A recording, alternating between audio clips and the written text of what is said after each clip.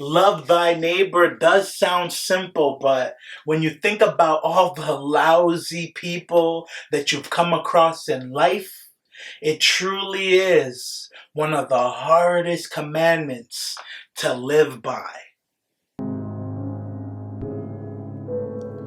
I came from uptown, way uptown. I came from uptown, way uptown. I came from uptown, way. Hey, I checked out The Walk. It's a drama film about racial desegregation that was directed by Daniel Adams. This film was inspired by true events that went down in South Boston during the 1970s, years after the American Supreme Court ruled that racial segregation was unconstitutional in public schools.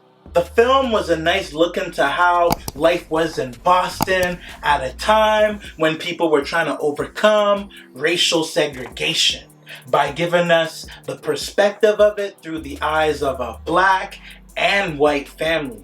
We also got to see how the police were dealing with the tense situation. The film follows a Boston police officer named Bill Coughlin, who juggles trying to be a good cop in the hood he patrols and a good father to his corrupted daughter.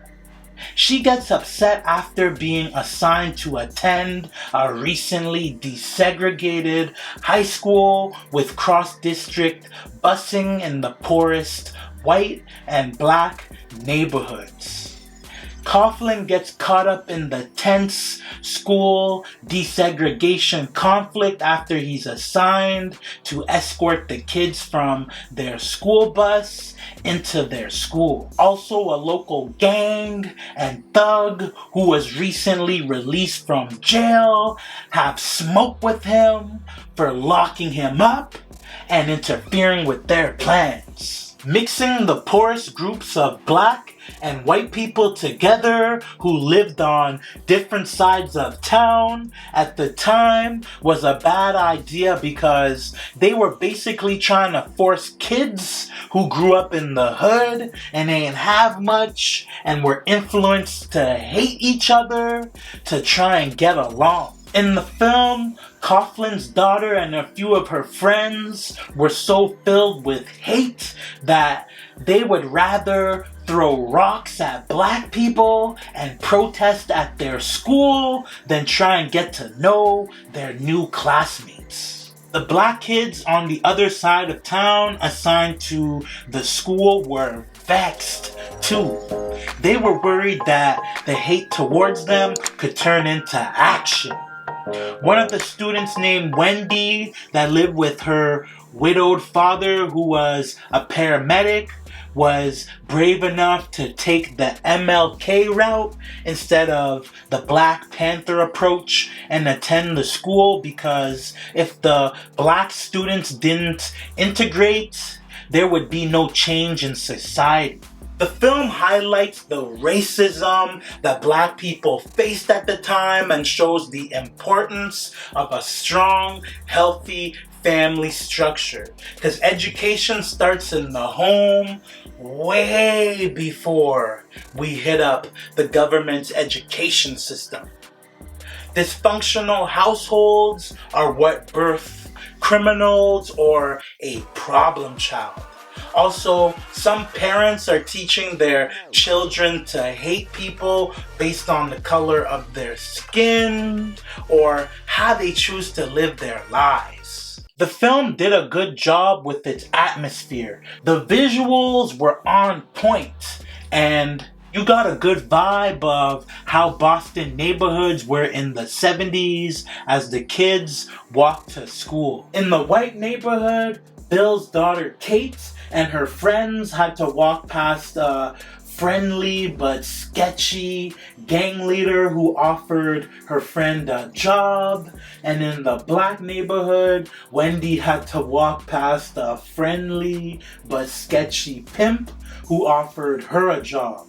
Their walks to school showed that even though they lived different lives on separate sides of town, they still encountered similar types of situations. Wendy and Kate probably had a lot in common through their similar life experiences, and had they gotten to know each other, they could have been the best of friends. But Kate had been influenced to despise black people by the people in her hood. The whole film was a slow burn that kind of just builds up for the last 20 minutes when the school bus finally pulls up to the hostile, desegregated high school, surrounded by angry protesters.